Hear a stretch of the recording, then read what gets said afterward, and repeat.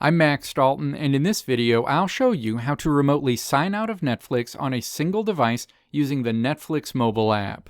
Step 1. Open the Netflix app on your iPhone, iPad, or Android device. You'll land on your Netflix home screen. Step 2. Tap My Netflix at the bottom of this screen. The My Netflix screen opens. Step 3. Tap the menu icon at the top of the screen. A menu pops up. Step 4. Tap Account. An account menu opens. Step 5. Scroll down to the Security and Privacy section and then tap Manage Access and Devices in this section.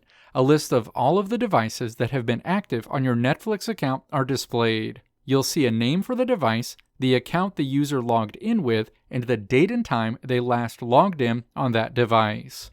Step 6. Find the specific device that you want to remotely log out of Netflix on and then tap Sign Out associated with that device. You'll see a message letting you know that device has been remotely logged out of your Netflix account immediately. Let me know if this video helped you out in the comments below. If you liked what you saw here, click the video links on the right side of the screen to check out another video. Or click the logo on the left side of the screen to check out my tutorial website at www.maxdalton.how.